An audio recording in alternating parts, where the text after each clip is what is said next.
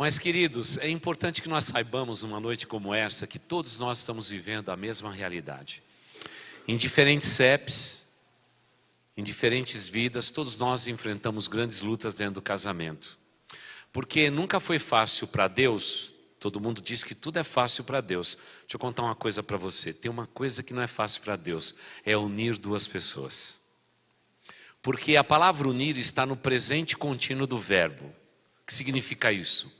Na linguagem bíblica, a linguagem grega, significa que é um processo de vida. Então Deus está unindo a gente. Deus não uniu apenas a gente simbolicamente quando trocamos as alianças. Deus está nos unindo.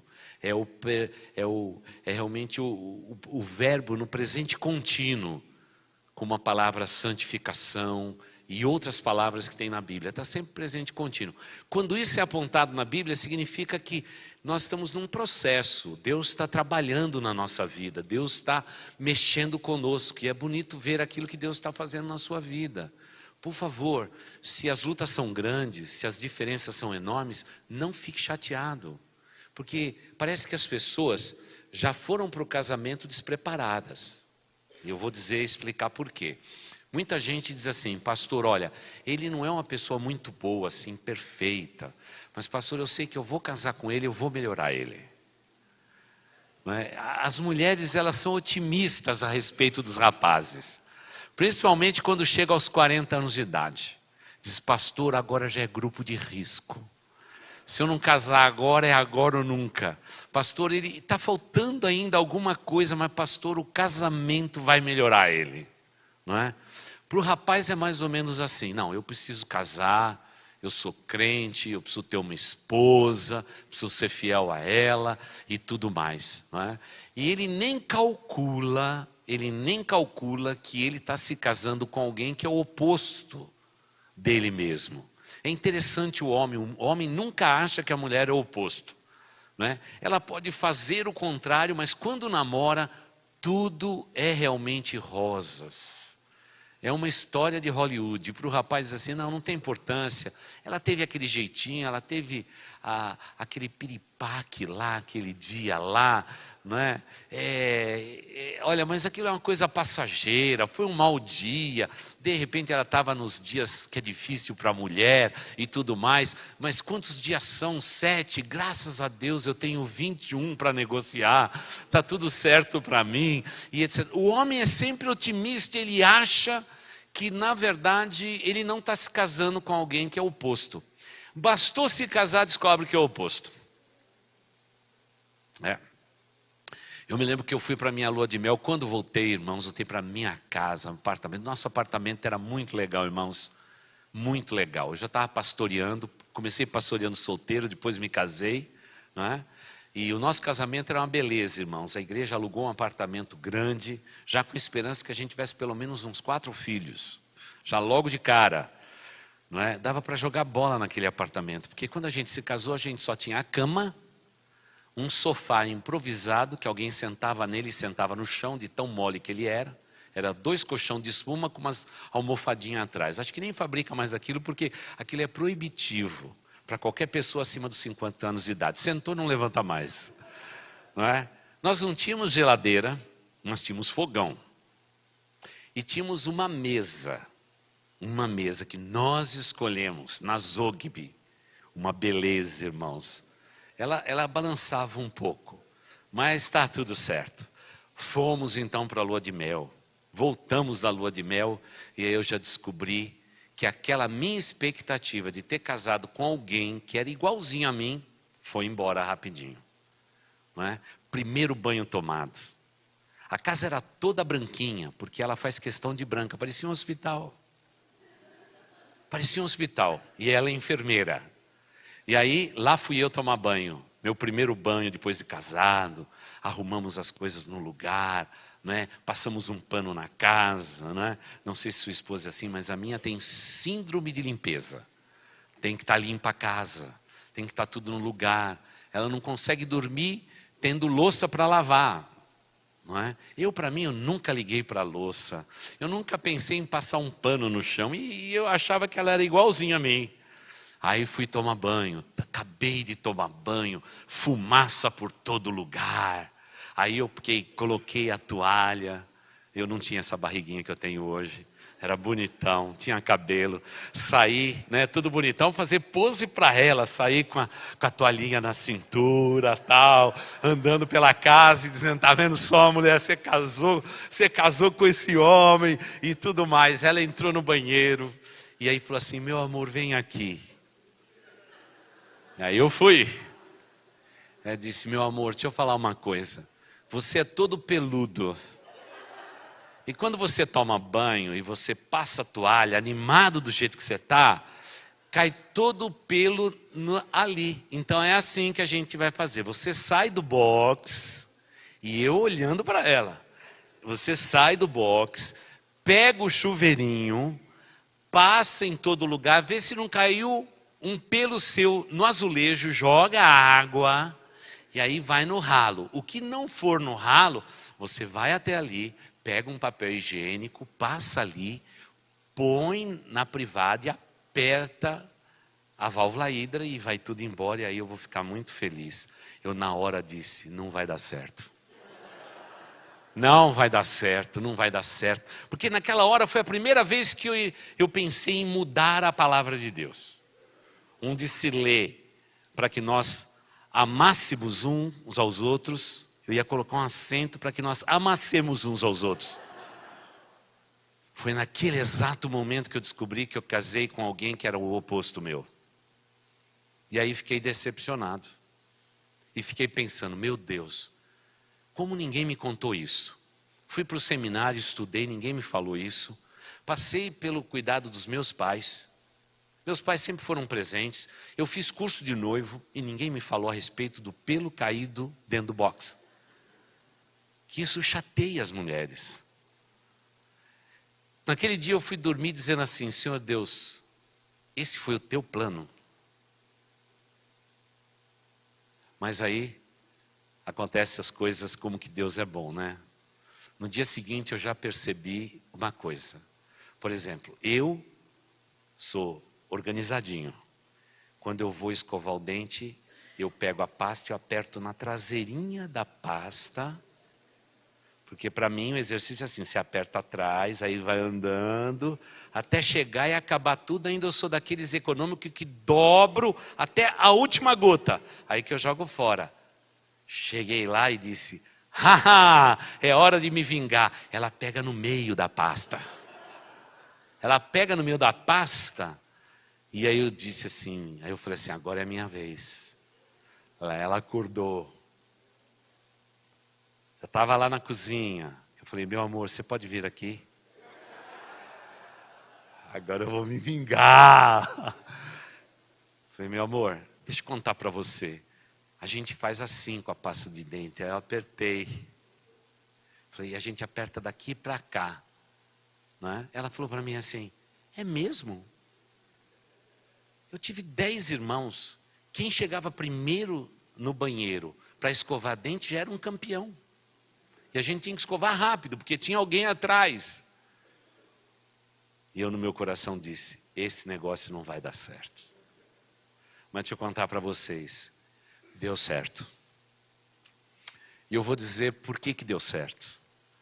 Deu certo porque ela sempre foi muito paciente comigo, e eu muito paciente com ela também. Eu aprendi com ela e ela aprendeu comigo. E nós temos aprendido juntos. Hoje, não é? Ela falou que o nosso vizinho nos abençoou na saída do elevador, mas eu cheguei no elevador e pensei comigo assim, ela esqueceu alguma coisa.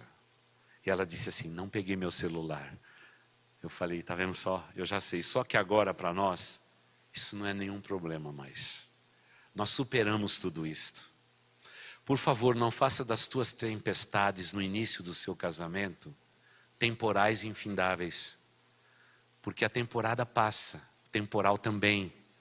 As lutas, elas passam. E o problema que vocês estão vivendo hoje não vai fazer a menor diferença daqui a um ano. O grande problema é que nós somos extremamente desesperados. Tem alguma coisa que não é conforme aquilo que a gente planejou, a gente diz, não deu certo, acabou tudo. E aí conflito vira conflito, que vira conflito, e que vira conflito, e tem gente que só vive conflitados um com o outro. Eles não conseguem ter um meio termo, uma estabilidade, um ponto comum entre eles. Então vamos falar um pouco hoje como resolver conflitos. Eu vou deixar o texto bíblico para daqui a pouco, mas como gosto de ensinar sempre, não é pretexto, porque todos os casais, em um tempo ou outro do casamento, vão enfrentar grandes lutas. E os grandes problemas do nosso casamento são os conflitos, porque nós não fomos preparados para resolver conflitos. Pergunto para você, no teu tempo que você fez o pré-primário, alguém ensinou você a resolver conflito? Não resolveu. Simplesmente apartava quando tinha problemas. Mandava bilhete quando você não se comportava. Seus pais se prepararam você para os conflitos? Não. Pai é resolvedor de conflitos. Vive protegendo a gente. Olha o que você tem feito pelos seus filhos. Seus filhos se suspiram um pouco mais fundo, diz assim, vamos levar para o médico. E às vezes é simplesmente um soluço. Mas nós fazemos tudo grande. Nós nos desesperamos, porque não fomos preparados para lidar com conflitos. Eu também, na educação que passei para os meus filhos, eu poupei eles de tudo. Porque eu dizia assim, eu quero ser um excelente pai. Mas chegou um momento da vida em que eu comecei a prepará-los para o fracasso. Para quando as coisas não dão certo. Como eles deveriam reagir quando a vida não respondesse como eles imaginavam. Passado todos esses anos, ainda nessa semana com o nosso filho lá nos Estados Unidos, é aquilo. Ele disse, pai, fica tranquilo, você me preparou bem.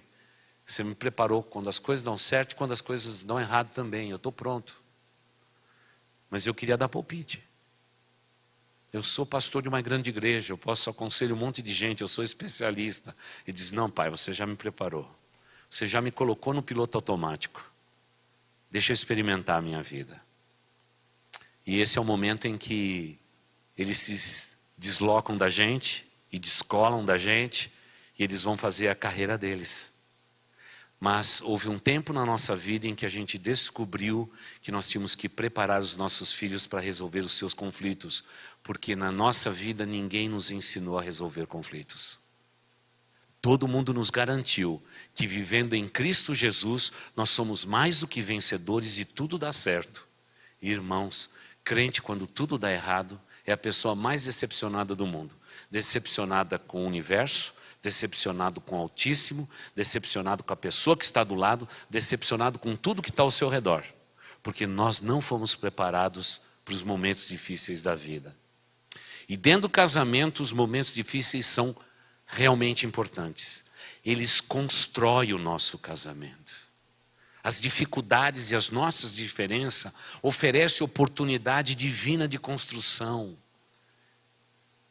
Então eu queria que você virasse agora para o seu cônjuge e dissesse para ele ou para ela, desculpe o transtorno, Deus está trabalhando em mim. Desculpe o transtorno, Deus está trabalhando em mim. Mas não é para beijar não. Que gente assanhada dentro da igreja. Mas que coisa, só falei para falar uma frase, a frase foi tão boa assim. Não, aqui vocês estão liberados para se beijar. Não faça isso agora. Mas muitas vezes nós não entendemos que a conversão é um ato. A santificação é um processo. E nós estamos vivendo isso juntos, e isso é maravilhoso.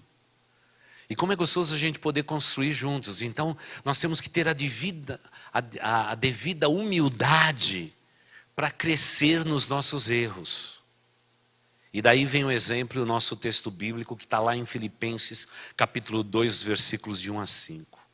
Filipenses 2, os versículos de 1 a 5. É maravilhoso esse texto. Eu não vou chegar naquela parte que fala a respeito que Jesus não se apegou a ser Deus e tal, e que vem a exaltação. Mas Paulo, falando a respeito de como nós devemos viver a nossa vida, ele nos ensina o segredo de resolvermos os conflitos também dentro do nosso casamento. Filipenses capítulo 2, os versículos de 1 até 5, que diz assim: se por estarmos em Cristo, nós temos alguma motivação, alguma exortação de amor, alguma comunhão no Espírito, alguma profunda afeição e compaixão, completem a minha alegria tendo o mesmo modo de pensar, e o mesmo amor, e um só Espírito e uma só atitude. Paulo acaba com a gente aqui, irmãos. Eu vou continuar lendo, mas isso aqui é demais. É demais o que está escrito aqui. Completem a minha alegria, tendo o mesmo modo de pensar, o mesmo amor, um só Espírito, uma só atitude. Parece que Deus está na unanimidade. Parece que Deus está não amando apenas os conflitos, mas construindo através dos nossos conflitos atitudes de unidade. Então eu tenho que aprender, você tem que aprender. Mas para isso eu não posso ser egoísta. Esse é o grande problema do casamento. Sabe quando começa o conflito? É quando um ou outro é orgulhoso, é egoísta, só vê o seu ponto de vista. E Deus precisa acabar com isso dentro do nosso casamento. Porque casamento é um lugar onde a gente se desnuda um diante do outro, mostrando a nossa fragilidade. Nós nos desnudamos também emocionalmente e também espiritualmente. Estamos nus. Estamos nus. Nada façam por ambição egoísta, queridos, ou por vaidade pessoal, mas por humildade. Ou, diz o texto da NVI, humildemente. Que palavra forte. Considerem os outros superiores a quem? A si mesmo. Está resolvida toda a questão do conflito aqui. Está resolvida toda a questão do conflito. Cada um cuide não somente dos seus interesses, mas também dos interesses dos outros. Seja a atitude de vocês a mesma de Jesus Cristo, vírgula. E aí vem aquele texto lindo que nós não vamos ler e que vocês conhecem tão bem. Por que esse texto está na Bíblia? Antes de falar da humilhação de Cristo e a suprema exaltação de Cristo. Porque Paulo está sugerindo que crentes em Cristo Jesus desenvolvam dentro das suas vidas pessoais a mesma atitude que Cristo teve. E se existe um lugar onde eu e você precisamos desenvolver estas atitudes, é dentro do casamento. Então eu preciso perguntar para vocês antes de prosseguir. Quem que é orgulhoso ou orgulhosa da relação aí? Que nunca está errado. Que nunca erra. E quando erra diz assim, eu estou errando por tua causa. Então, eu tenho que fazer uma proposta para vocês. O caminho bíblico é o caminho inverso do que a gente pode imaginar. Eu tenho que considerar o meu cônjuge superior a mim mesmo. Então, vamos aprender algumas coisas aqui. Primeiro, nunca diminua o seu cônjuge. Nunca. Porque a Bíblia diz que você tem que considerá-lo ou considerá-la superior a você. Ela se perde no supermercado, se perca com ela e se ache com ela. Não diz, você é burra, mulher, você nunca viu onde que é a porta de saída? Ele é teimoso, orgulhoso, diz que não precisa de GPS em Guarulhos. Pegando o pessoal de Guarulhos. Coitado, estou pegando o pessoal de Guarulhos. E quando ela diz para ele, eu acho que nós já passamos nessa rua. É a segunda vez. Aí ele fica irado. O que você está pensando? Eu tenho 18 anos de dirigir. Já fui daqui até Recife. Fui até o Arrecife. Claro que eu estou dando esses exemplos que não acontecem com vocês exatamente para dizer o seguinte. Muitos de nós não entendemos que o orgulho dentro de nós, a vaidade, a ostentação, o desejo de querer ser melhor do que o outro, acaba quando a gente casa. Lá no altar, ficou tudo empatado, ficou tudo zerado. Começou tudo de novo. Se você vivia numa competição, a competição acabou ali. Porque dentro do casamento não é lugar de vitoriosos, é lugar de derrotados. É aqueles que já disseram, Jesus é tudo em nós. Ele é o primeiro desse lar, nós somos os segundos. Ele já venceu, nós somos servos. Já levantamos bandeira branca aqui dentro. Eu e ela já declaramos que Jesus é o vencedor. Porque infelizmente é o orgulho e a ostentação que destrói os relacionamentos e gera conflitos em proporções que a gente nunca sabe. Porque veja só, quando alguém é orgulhoso ou vaidoso, que se alegra em diminuir o seu cônjuge, pode ter certeza que essa pessoa não é emocionalmente saudável. Precisa de ajuda. Se alguém tem prazer em diminuir a quem ama, é porque não ama, convive. Porque quem ama está sempre querendo levantar a pessoa amada. Vivemos num mundo onde que as mulheres, na verdade, só falam, e agora a minha fonte é fidedigna, né? Só falam mal do marido, local, cabeleireiro. Ah, o meu marido, o meu também. Ih, minha filha, você não conhece o meu. Parece que é um desfile de homem fracassado. Cada vez que você diz que o seu marido é um zero à esquerda, que ele não serve, você já está se tornando orgulhoso e a bênção de Deus está saindo do seu casamento, porque Deus não abençoa um coração orgulhoso. Deus abençoa um coração quebrantado e humilde. Deus não despreza um coração assim. Por isso a gente tem que tomar muito cuidado com a ambição, com o orgulho pessoal. A gente tem que tomar muito cuidado com isso. Dias atrás alguém me disse assim, pastor, eu estou me sentindo humilhado porque eu estou subempregado, essa fase difícil, e ela ganha mais do que eu. E por 2 vezes ela disse, fica tranquilo que eu ganho mais do que você, como eu me sinto humilhado. Eu disse, você tem que perguntar para ela se ela teve essa intenção de humilhar você. Porque tem gente que, por causa do status, do salário, que traz a comida em casa e etc., pode se envadecer dizendo, eu ponho tudo aqui dentro de casa. Mas você não consegue colocar a bênção de Deus se você continuar com essa atitude. Você vai perder o emprego, você vai perder tudo, porque Deus não vai te abençoar mais. Tem muita gente que, pelo orgulho pessoal de que não querer realmente esticar a mão, esticar as mangas e trabalhar duro, só quer administra a miséria, administra insucesso, tudo por puro orgulho. Me lembro de um vizinho nosso no outro prédio, quando ele chegou com o carro dele, eu fiquei maravilhado. Sabe que homem gosta de carro, né? Gente, quando é pequenininho, o pai dá um carro, dá uma boneca. Então, a mulher já é preparada para ser mãe desde que se entende como gente, porque ganha uma boneca. O rapaz já quer dirigir, né? Quer controlar. E eu gosto de carro. Não ligo muito para carro, mas gosto de carro. E o cara chegou com aquela Mercedes, branca por dentro e por fora. Aí um dia, passado uns 3 meses, eu estou lá dando uma volta no carro dele. Mas que carro bonito.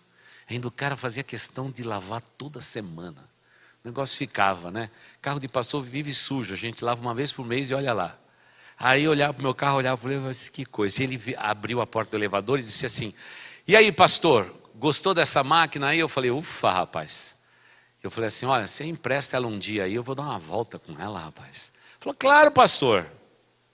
Agora pastor, fica tranquilo. Você é mais feliz do que eu. Porque seu carro provavelmente está pago. Esse eu estou devendo 2 prestações, só para manter o status, para dizer que eu sou um vendedor de imóveis de alto nível, para chegar e humilhar os meus compradores dizendo, eu venci, para que eles acreditem em mim. Pastor, estou com o condomínio aqui atrasado e tudo mais, provavelmente você é mais feliz do que eu. Entrei no meu carro e glorifiquei a Deus e assim, Senhor Deus, nunca vou comprar uma Mercedes, por dentro e por fora. E nem vou casar mais com uma mulher chamada Mercedes, que eu já casei com uma Marta.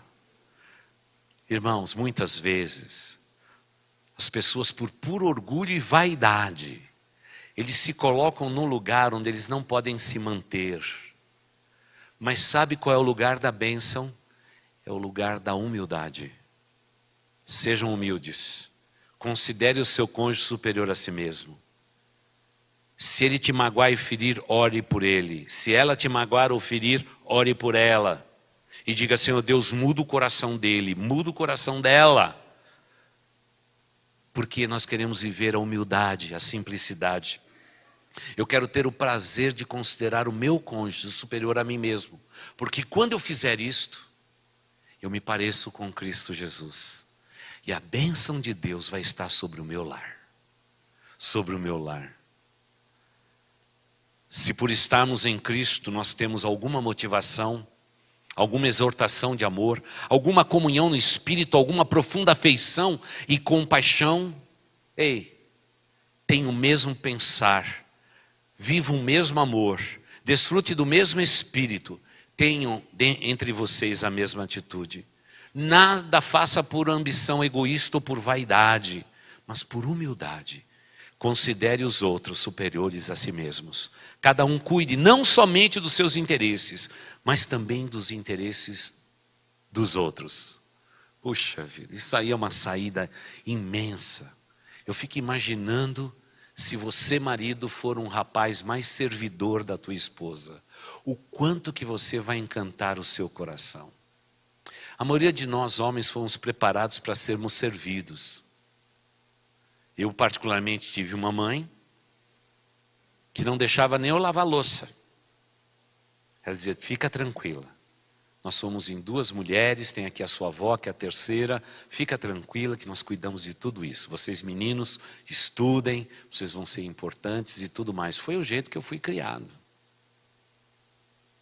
Foi o jeito que eu fui criado. Agora imagina, eu me casar com a minha loirinha e ela dizia o seguinte, vamos passar pano no chão. Era ofensivo. Me ajuda a limpar.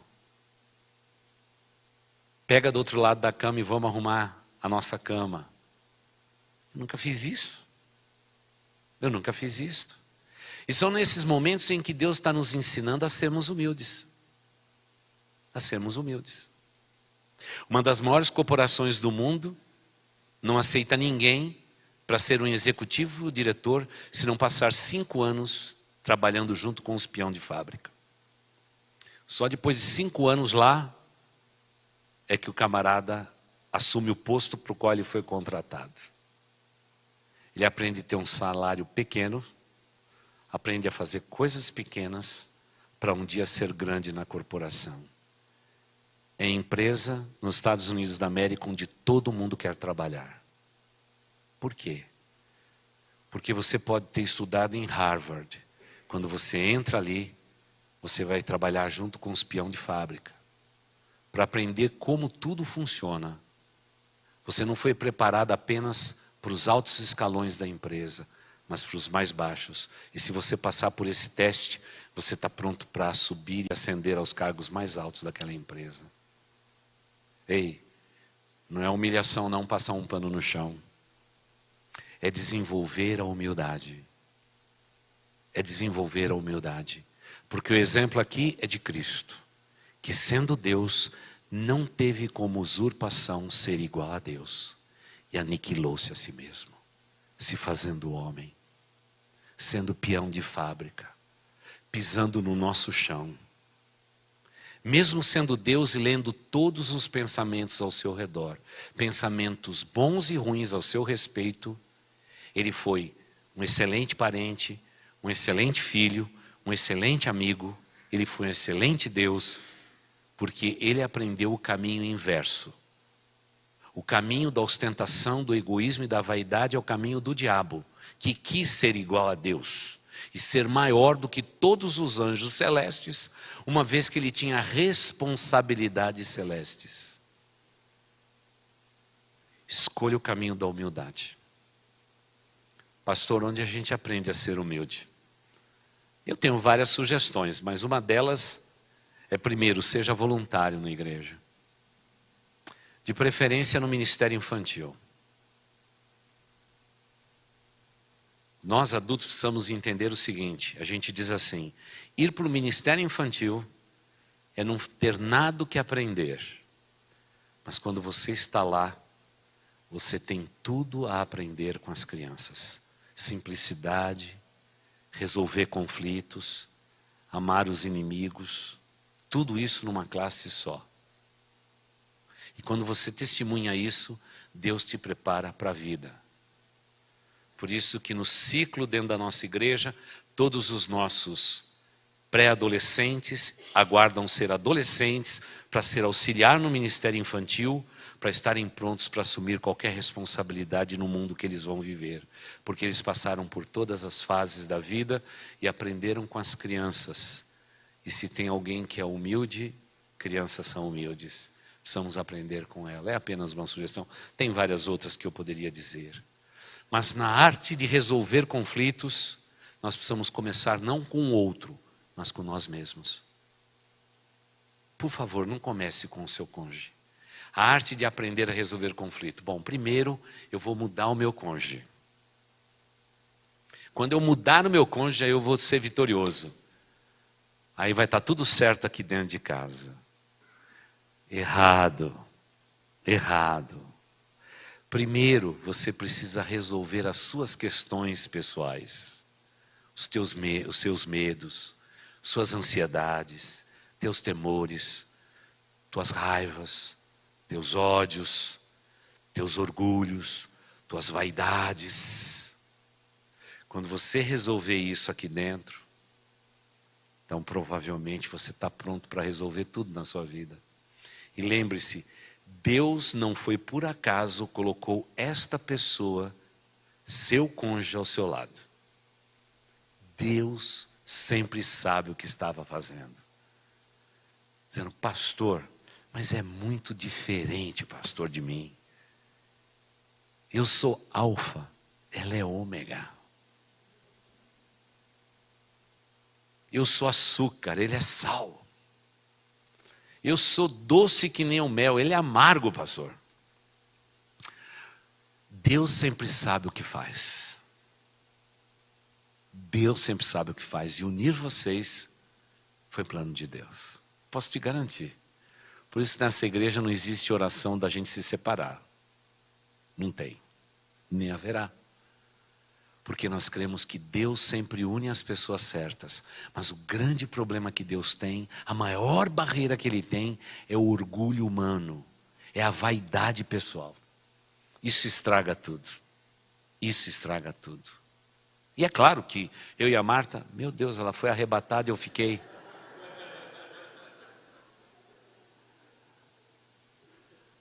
Ah, oi meu amor, você voltou. Eu pensei que você tinha sido arrebatado, Deus prometeu que nós vamos subir junto. Eu um momento olho, outro olho, eu só vejo que você voltou, ficou só tua bolsa aí. Mas eu me lembro quantas vezes eu tentei argumentar com ela a respeito do meu orgulho e da minha vaidade. Porque eu fui muito criticado quando eu era criança. Eu fui muito exigido quando eu era criança. Eu fui muito fustigado quando eu era pequeno. Eu tinha que ser perfeito. Eu não podia errar nunca. E tudo isso meus pais colocaram em cima de mim. Porque eles não queriam ver em mim os mesmos erros que eles viam neles. Então eu fui muito exigido. O que eu penso é que eu vou viver uma vida sem exigências. E de repente Deus coloca alguém do meu lado e diz assim, eu não acho isso certo. Quê? E eu até aumentava o volume da voz. Eu já falo alto por natureza, né? Descendente italiano, então fala. E aí a gente aprendeu ao longo da vida que quem ergue a voz já está errado. Porque ninguém que ama, tendo um bom ponto, precisa erguer a voz para dizer para a pessoa amada: está certo ou está errado. Muito simples de entender o princípio. Mas não foram fáceis aqueles primeiros anos.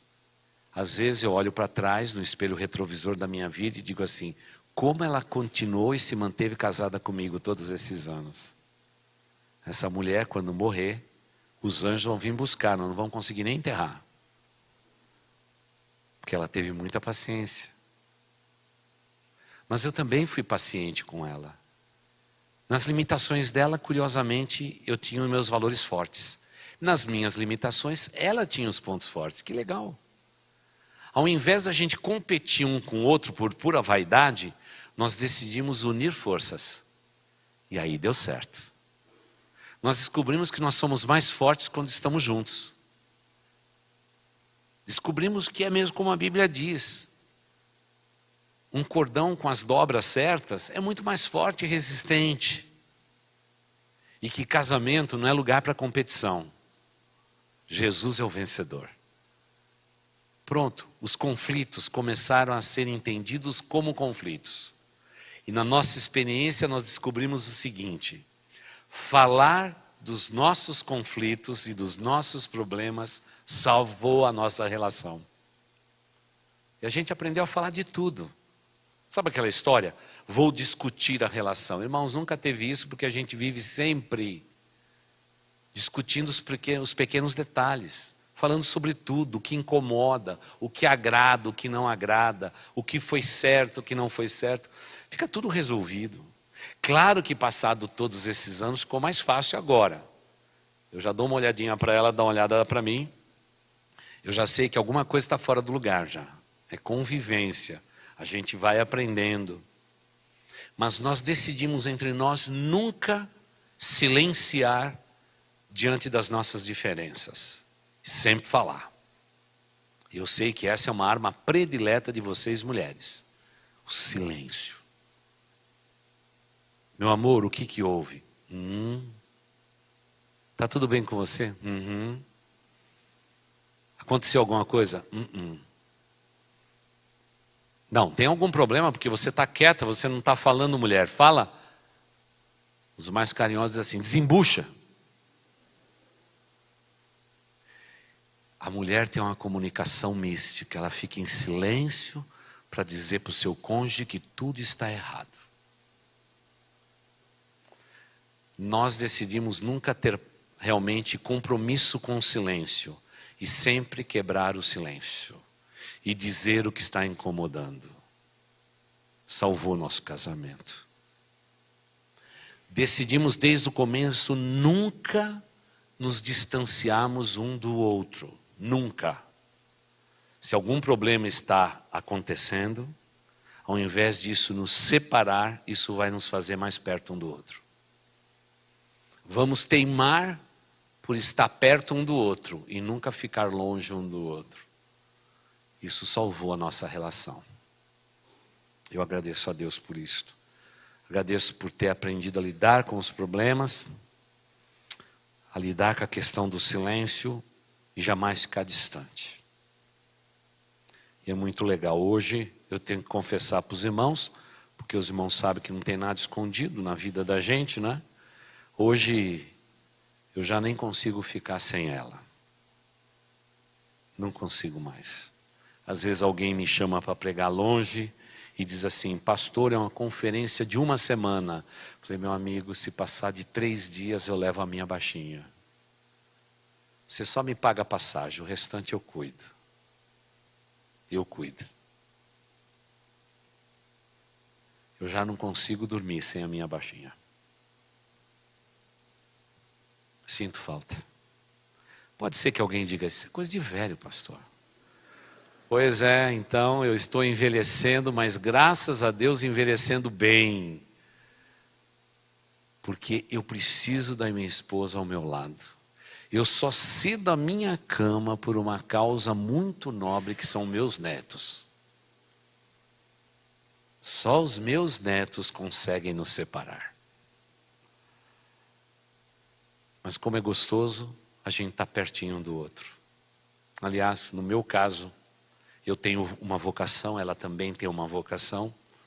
Ela é tão pastor ou pastora como eu, não é? A gente faz tudo junto. Nunca ficamos separados. E às vezes, quando eu viajei durante 10 anos, eu viajava muito, né, para missões americanas. Eu dizia sempre para eles, domingo eu tenho que estar na minha igreja. Mas na verdade não era isso. É que sábado eu queria estar já com a minha esposa. Quantas vezes aqui no começo preguei no início do culto e disse para todo mundo, até sábado. Ia lá para a Ásia, depois voltava para cá, mas estava firme aqui, não é? Claro que depois de 10 anos não aguentava mais avião, cheiro de comida de avião, não aguentava mais combustível de avião, não aguentava atraso de avião, não aguentava mais nada. Aí abrimos mão disto. Mas eu queria sempre voltar para estar perto de uma pessoa que é mais importante do que tudo que eu tenho na vida. E ela sabe disto. E Deus me ensinou a coabitar com essa menina com sabedoria.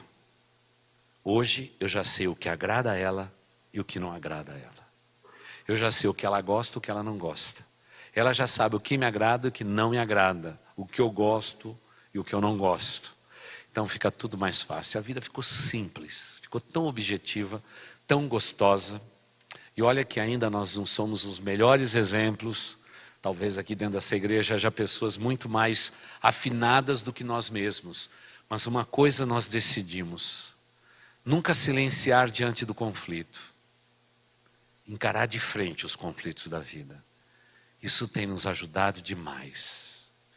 E por último, nunca permitimos que outras pessoas e outras opiniões ficassem no nosso meio. Nunca. Nunca. Nem a opinião dos filhos, nem de sogro, nem de sogra, não é? Quando os tínhamos, né, somente o sogro. Nunca permitimos. Nunca permitimos que a igreja desse palpite na nossa vida. Nunca colocamos 3.000 pessoas no meio nosso. Sempre dissemos o seguinte, ó, a igreja está ali atrás. Meu ministério é minha igreja. Não, nunca dissemos isso. Meu ministério é a minha família. Porque se eu fracassar na minha família, eu posso ter uma igreja muito bonita, mas eu sou um derrotado. Eu agradeço a Deus porque o nosso projeto deu certo e vai continuar dando certo. Temos mais 2 filhos para levar para o altar. Faremos isto com grande alegria e veremos a bênção de Deus sobre a nossa descendência, sobre a face da terra. Esse é o nosso projeto de vida. E estamos muito felizes porque Deus, Ele é tremendo. Ele cuida de cada detalhe da nossa vida.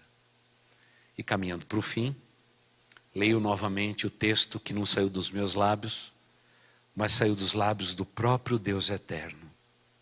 E me permita parafraseá-lo. Fiz isto rapidamente hoje à tarde. E eu romanceei o texto. E digo o seguinte: se vocês estão em Cristo como eu estou em Cristo, então somos motivados. O amor vai sempre nos exortar. E a comunhão que nós temos no Espírito Santo de Deus vai fazer com que a relação nossa com as nossas esposas, com os nossos cônjuges, se aprofunde baseado na compaixão. A minha maior alegria vai ser e ter o mesmo modo de pensar que o meu amor. E agradeço, porque o mesmo Espírito que me move, move a minha esposa. Deus, me ajude a que nós 2 tenhamos sempre uma mesma atitude diante de Ti e dos homens.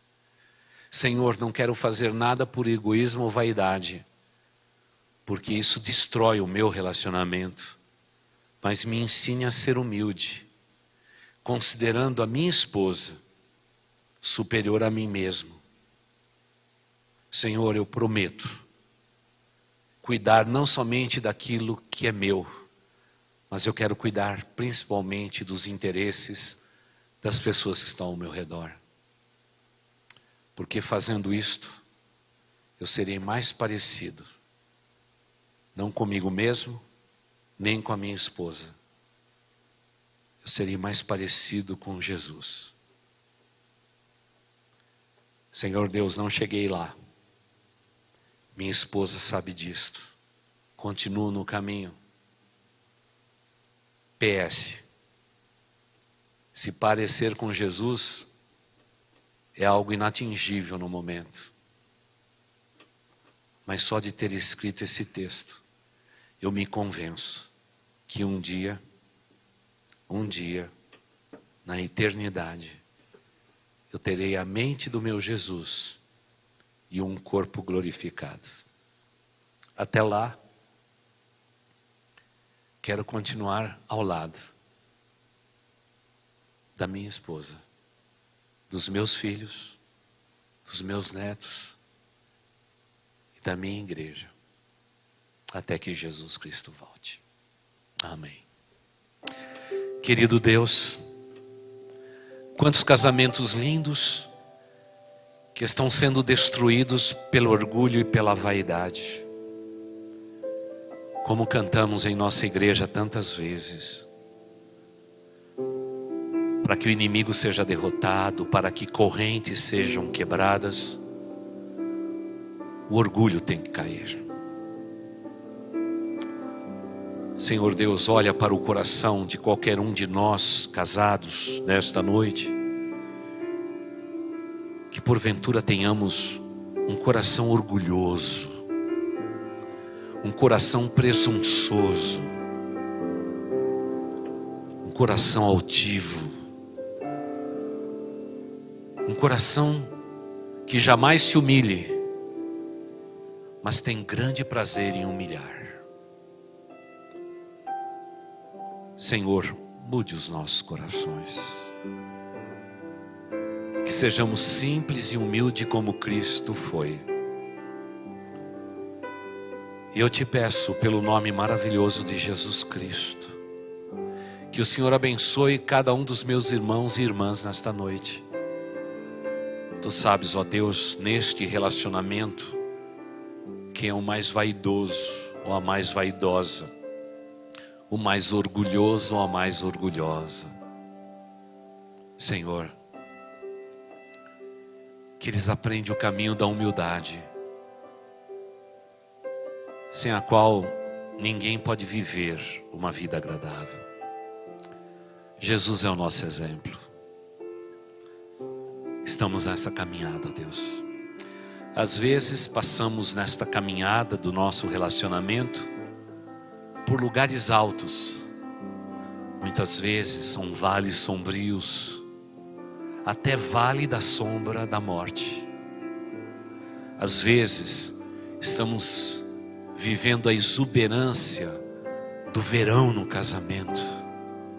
Outras vezes o inverno frio e calculista dos nossos problemas. Outras vezes, ó Deus, vivemos o outono das mudanças, mas nutrimos no nosso coração que a semente que caiu no chão humildemente e morreu, ela brota, ela germina na primavera da nossa existência e ela se torna uma linda flor. Tu és o Deus de todas as estações da vida destes casais. E eu te peço, ó Pai, que haja um fio dourado, divino na vida dos teus filhos. E este fio dourado, inconfundível, possa ser o fio da humildade, que há de permear a nossa vida de casados em todas as estações. E assim poderemos um dia dizer que em Jesus somos mais que vencedores. E Pai, eu te peço, se alguém veio para cá, para esta reunião, abatido, desgastado,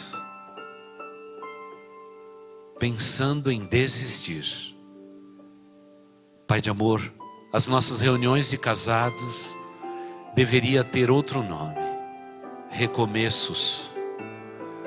Porque, Pai, é exatamente neste lugar e nesta reunião é que nós temos testemunhado os mais lindos recomeços.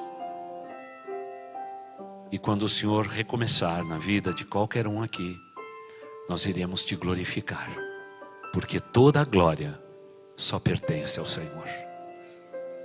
Pai, perdoa tanto pó, tanto transtornos, tantas mudanças, mas te pedimos, ó Deus, continue trabalhando em nós, desenvolva em nós a humildade de vida que precisamos ter, e que sejamos humildes, considerando o nosso cônjuge superior a nós mesmos, e quando nós dois considerarmos um ao outro superiores um ao outro, estaremos na mesma página,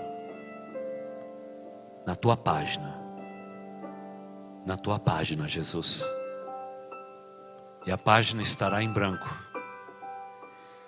e ali nós escreveremos os nossos sonhos e declararemos às futuras gerações que grande é o nosso Deus. Senhor, sê com cada um destes casais e os abençoe, hoje e para todos sempre. Amém e amém. Que Deus abençoe, queridos. Marta.